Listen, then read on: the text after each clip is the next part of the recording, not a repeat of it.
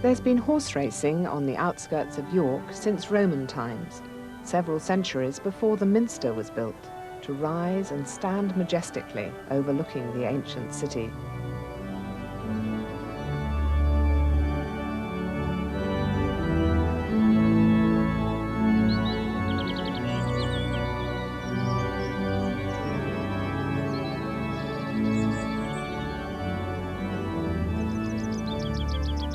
I absolutely love York Minster. There's no other building like it. It really gets into your blood. The music always makes me feel spiritually lifted, and just to sit there at evensong and look towards the west window, it's something wonderful.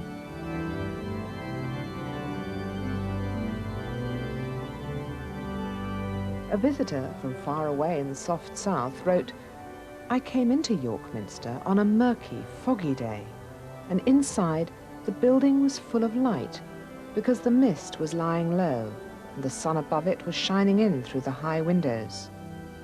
They tell me that the eastern window is the same size as the centre court at Wimbledon."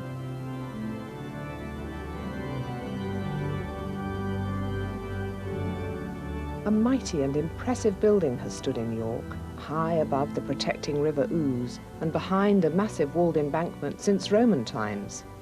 When as Eboracum, it housed the 6th Legion, 5,600 heavy infantrymen who controlled for the Roman Empire the bleak and savage province of Britannia Inferior. Today, the Minster, the cathedral and metropolitical church of St. Peter in York, is responsible for the spiritual needs of roughly the same area as the Roman soldiers controlled all those centuries ago. And the breathtaking beauty of the building dominates the city and the surrounding countryside.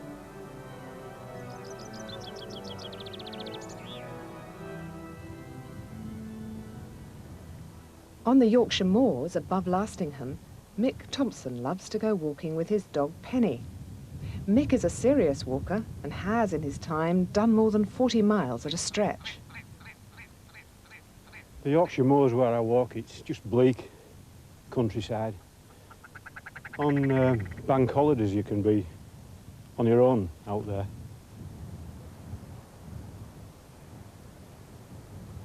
It's good walking country. You can get several seasons in one day up there. There's something unique to this part of the country, yeah. It's very nice. Great people, yeah, salt of the earth.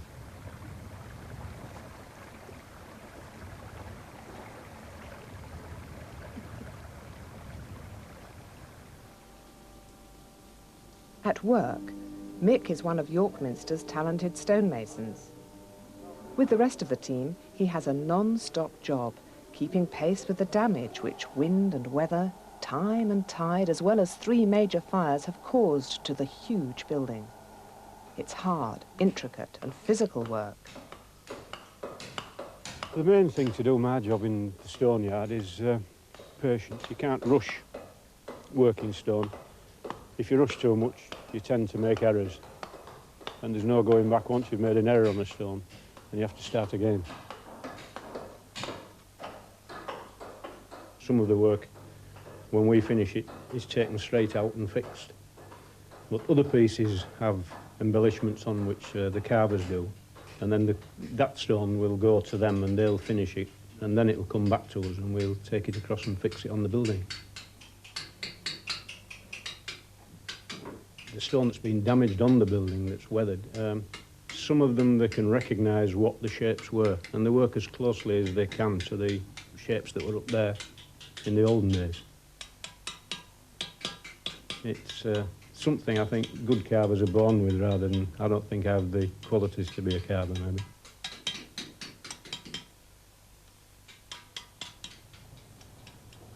Some of the scaffolds people think may be dangerous because you may be 200 foot up, but the scaffolds are so wide you could drive a car around them virtually. It's very safe. The scaffolders do an excellent job on the scaffolds.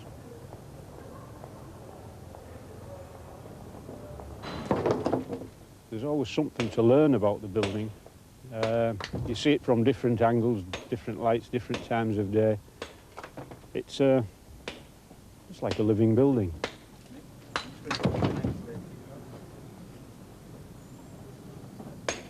Sometimes when I'm high up on the tower on the north side, I find myself looking across to the North York Moors and thinking about the last weekend or the next weekend coming, and get some of this stone dust off my chest and get some exercise.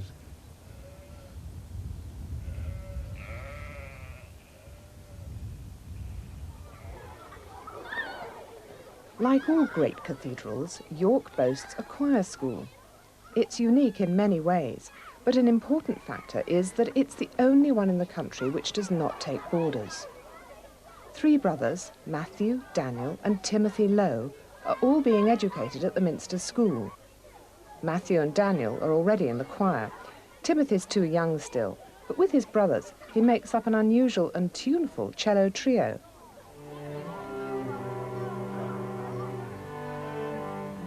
They often practice at their home in Tollerton, 10 miles out of York, under the watchful eye and helped by the musical ear of their mother, Sue.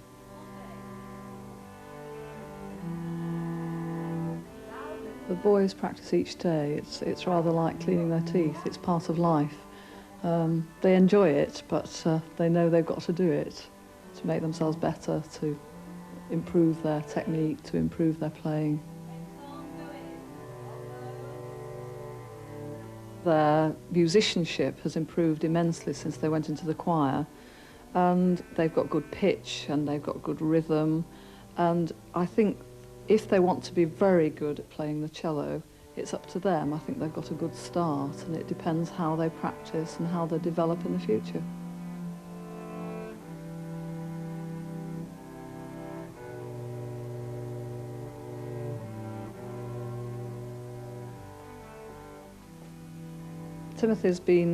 He's felt rather left out of the choir. The other 2 been in the choir now for about 2 years.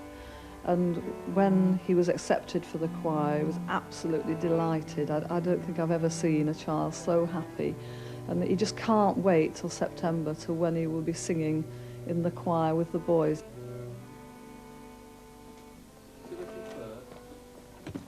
The commitment to the choir is enormous. We thought it would be quite difficult to get all the boys to the right place at the right time, but it's harder than we thought.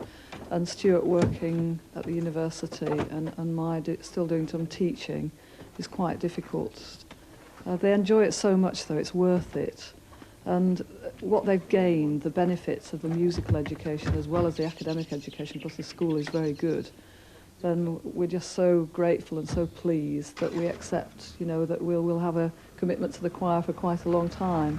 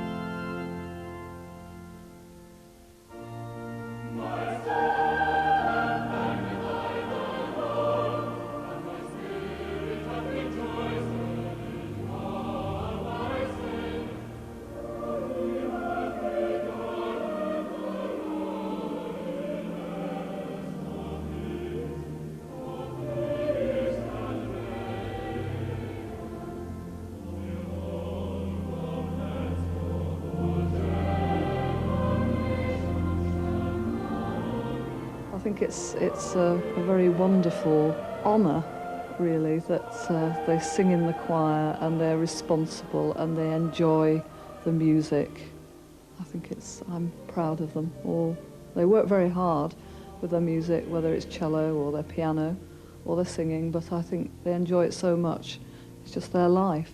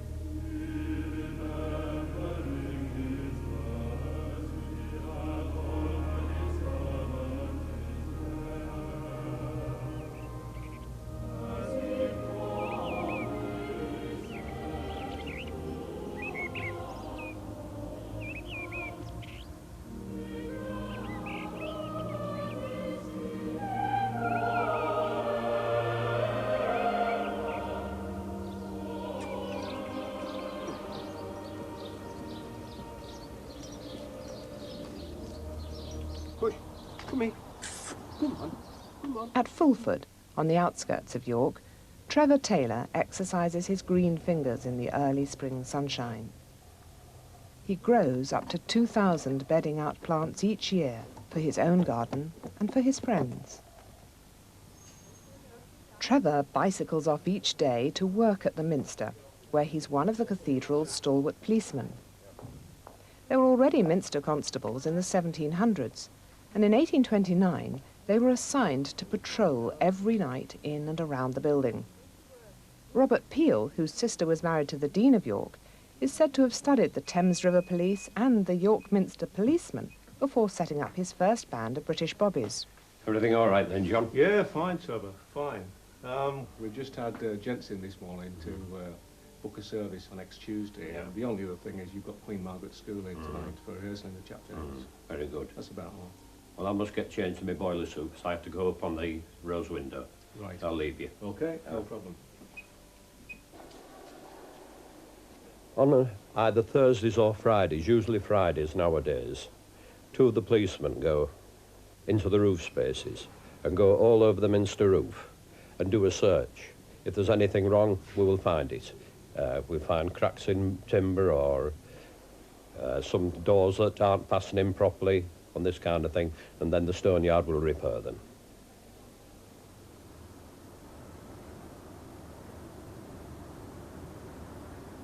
When I first started at the Minster, the canon who did the interviewing for the job said to me, "Now, how do you feel about heights?" And I said, "Oh, I'm quite all right painting the top of my house." And he said, "Well, I'm not talking about the top of your house, I'm talking about the top of the Minster." But I find when you first do it, when you first go up those rung ladders, you're nervous, you're inclined to freeze a bit. But after you've done it a bit, it doesn't bother you at all. The only thing is the ladders have been there a long time. That's the only problem.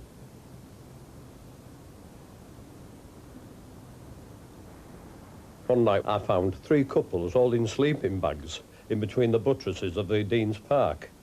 They left when asked to. I think they were just, well, all holiday makers, students or something like that. I'm not a religious man. I don't profess to be. But to me, the Minster is beautiful. It is. It's a peaceful place.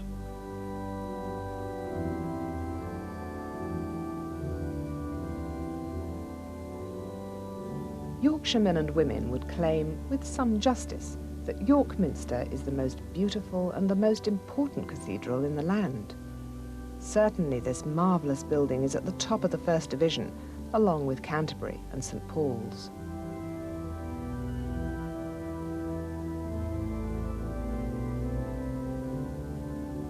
There has been a cathedral of one kind or another in York for more than 13 centuries. The present Minster, the 5th to have stood on this site, was begun in the first decades of the 13th century and took 250 years to complete. The man who's said to have been the moving force behind it was Archbishop Walter de Grey, who died in 1225 during the reign of King Henry III.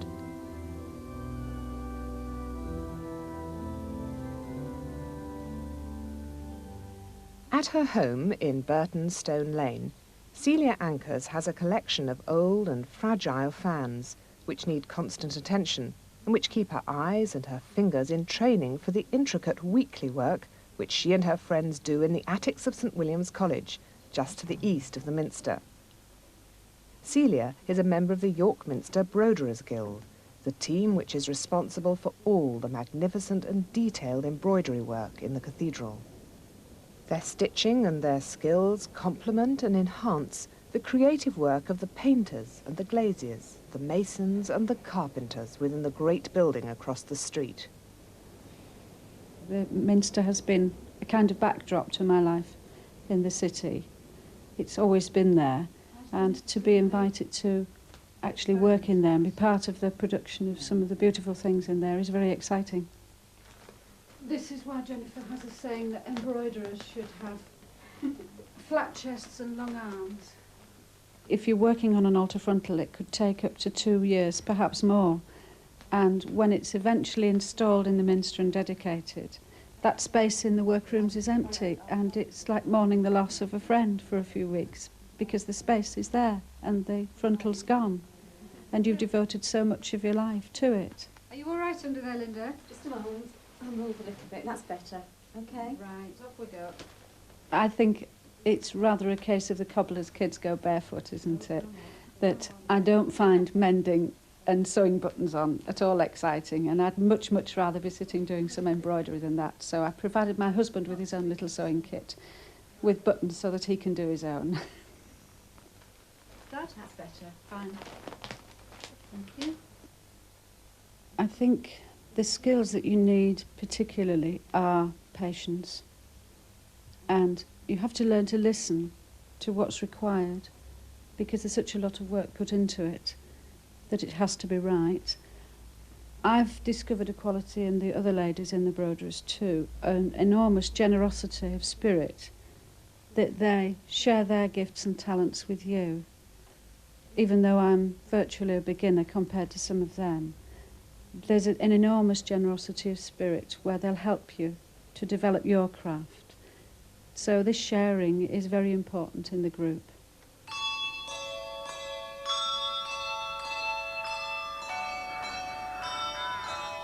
In All Saints' Church at Huntington, close to the north of the city of York, Doreen Sanderson and her friends practice their handbell ringing. They're much in demand in the area, and the bells they use are more than 100 years old.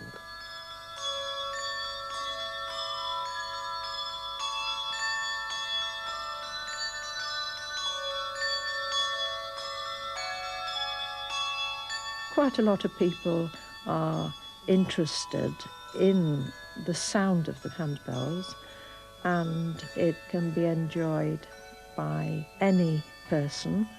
Our youngest ringer is Peter, who is 12, and our oldest ringer is approaching 70, I think.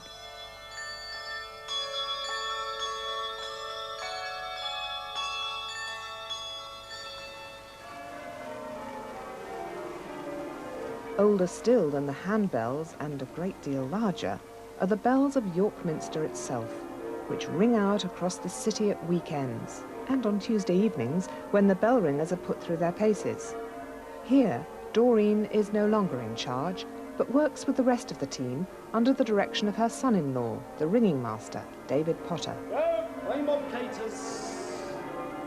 I know that by this ringing the bells, we call people to church, and it reminds people that there is a service about to take place.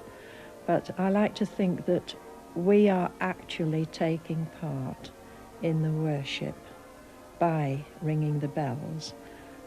And I think that's why it's important that we should make that sound as good as we possibly can.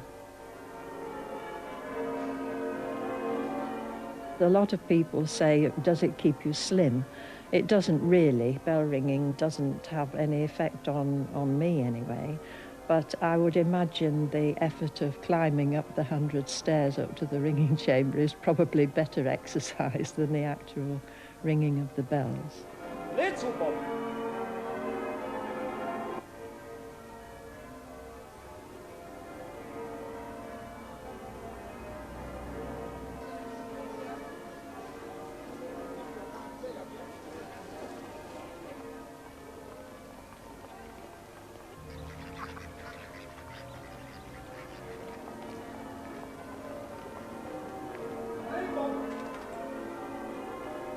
School children come from near and far to visit York Minster and to learn about its history and how it was built.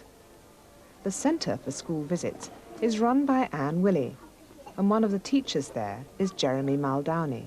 I'm going to show you now one of the tools that they use to actually grip the stone in order to raise it up. It looks a bit like a pair of pliers, doesn't it? It's called a pair of nippers. With the help of polystyrene blocks and ancient lifting gear, the youngsters are taught how the early builders managed to cope with the heavy stone blocks without the machinery that's available today.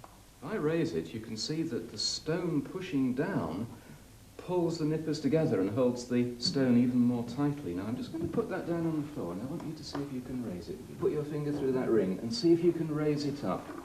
That's right. Emperor-sized jigsaw puzzles challenge them to reconstruct the great rose window.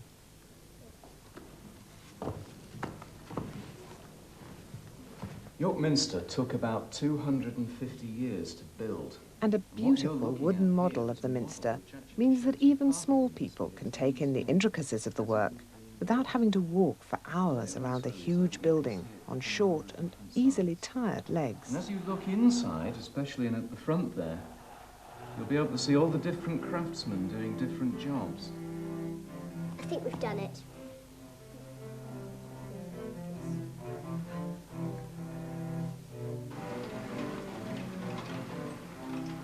At a health club at Rydale Stadium in Huntington, just outside the city, Bryony Benwell works out on a March evening. She has to be fit and strong to carry out her duties as one of the York Minster glaziers. Working with stained glass may not immediately suggest the need for great fitness. Well, it's quite surprising really, because you do need a lot of physical strength to do the job. Say, for example, climbing up turret stairs, you know, could be 50, 60 stairs to climb 8 times a day.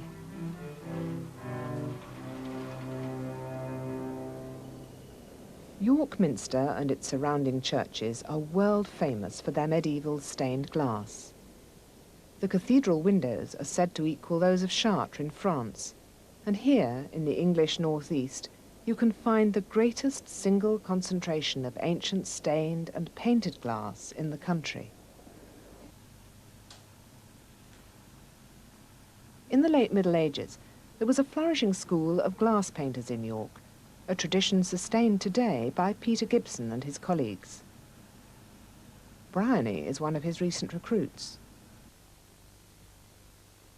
It was very inspiring to find such dedication as you can find in the workshop at the Minster. And you can find all over the stonemasons are the same, stone carvers are the same, everyone's so dedicated. And it's something that rubs off on you. And I think it's got something to do with the Minster being quite important to everybody who works there. And they've got a lot of respect for the building.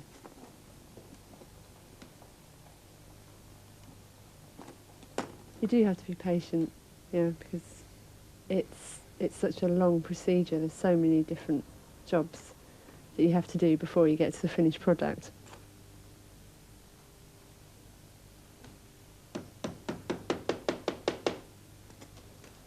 There's a huge pride taken in the work at the Trust. Everyone's so dedicated. It's unbelievable. I've never seen anything like it. Know that everyone works together really well, and there's a standard which will never drop. Good, Brian. Let's get our bank of heads out and see what we have in the bank at the present time. Let's take just one or two out, in fact. Now, look at this piece here. Now, look at that. 15th century, isn't it? That's right. Well done. That is really a quite superb piece. All these heads, remember, came out of misplaced positions in Minster windows over many years. I mean, some of these pieces have been in the bank 14, even 50 years, believe it or not. Yeah. It's so unusual working with something that's that old and that precious and that priceless. And it's working with something and re-leading something or whatever you're doing to that window, knowing that someone else has done that 800 years ago, or someone else has painted it 800 years ago, and now you're working on it, and hopefully someone 800 years after we've worked on it will be doing the same.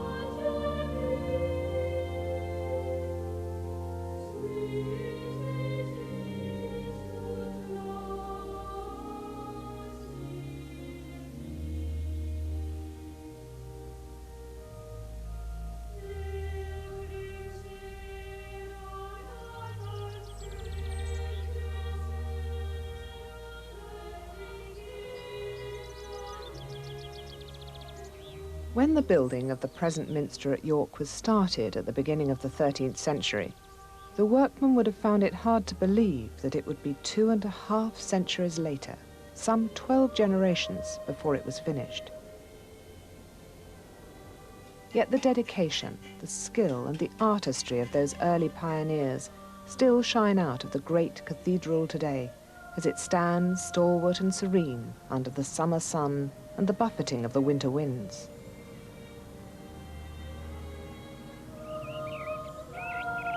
The beautiful old walled city wraps its protection round the mighty Minster, and the people of Yorkshire are as proud and protective and possessive of it as you would expect them to be.